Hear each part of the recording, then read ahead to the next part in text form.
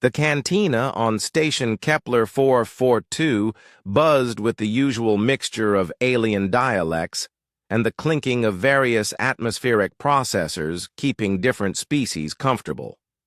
Commander Zethar of the Valerian Empire lounged in his reinforced chair, his massive frame casting shadows across 3 tables.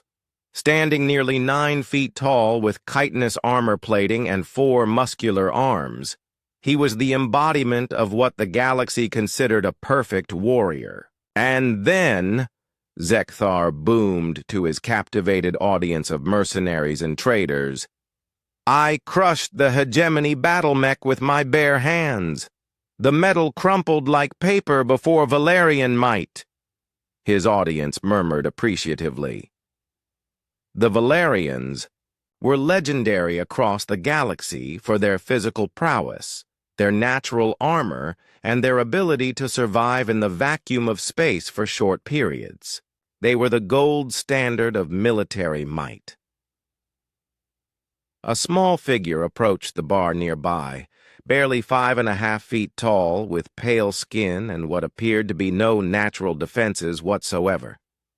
The human wore the simple gray uniform of the Terran Defense Corps, her auburn hair pulled back in a regulation bun. She moved with an economy of motion that spoke of training, but to most observers she looked fragile.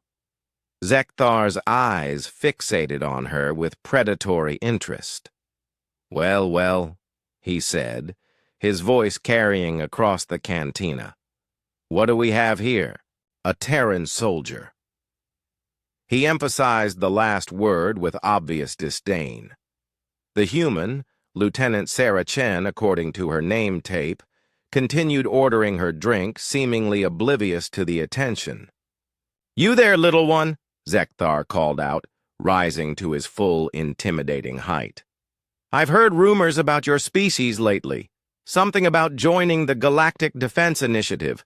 Surely this is some kind of joke? The cantina fell silent. Even the atmospheric processors seemed to quiet down. Lieutenant Chen turned slowly, her dark eyes meeting Zethar's 4 compound ones without flinching. No joke, Commander. Terrans have been accepted into the GDI. Zethar's mandibles clicked, in what passed for laughter among his species. But look at you. No natural armor, no claws, no enhanced musculature. You can't even survive in vacuum. What possible contribution could your kind make to galactic defense? We adapt, Chen replied simply. Adapt? Zethar gestured at his own. Impressive physique. I was born for war. My ancestors evolved on a death world where only the strongest survived. My bones are harder than most metals. My hide can deflect plasma bolts, and I can tear through a bulkhead with my bare hands. What can your soft, weak frame possibly accomplish against real threats? A Heptarchan trader at a nearby table nodded. Agreement.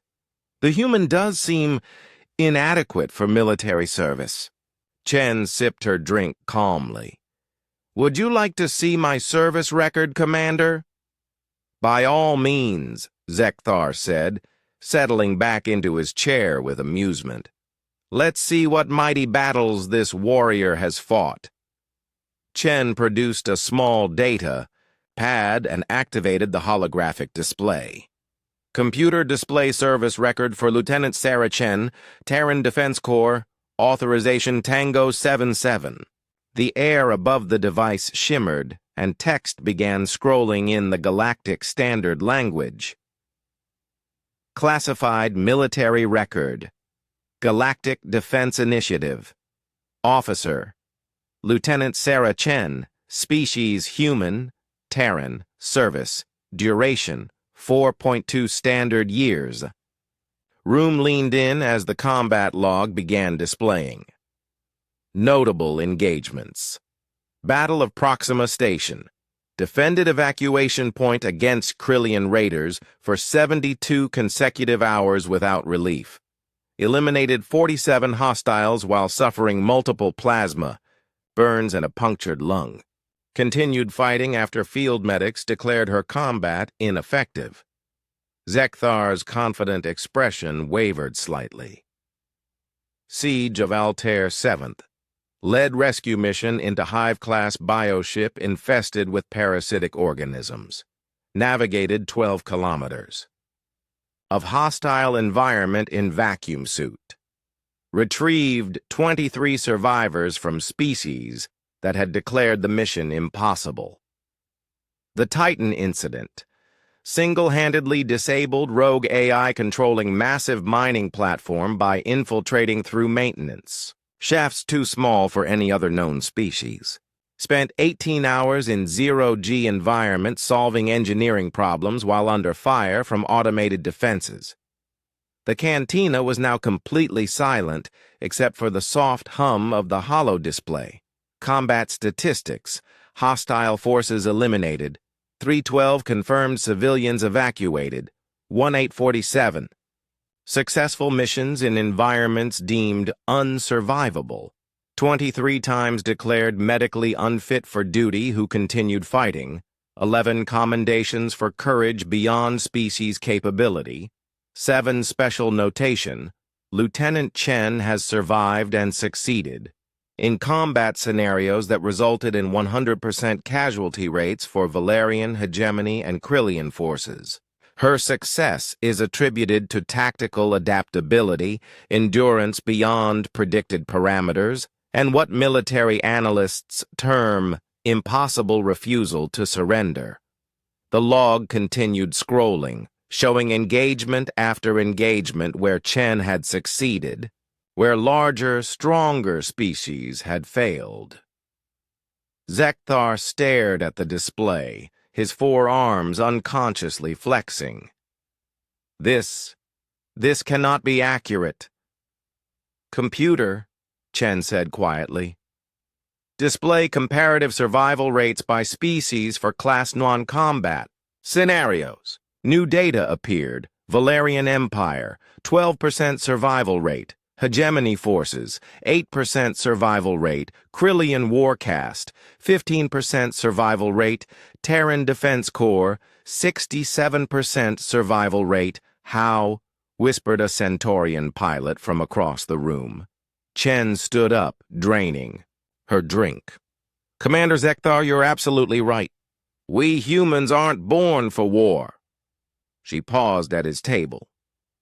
We're born for something much worse. We're born for problems that can't be solved with strength alone. She gestured to the holographic data still hanging in the air. You evolved on a death world and became apex predators. We evolved on a death world and became something else entirely. We became the species that refuses to die. Chen headed toward the exit, then turned back one final time.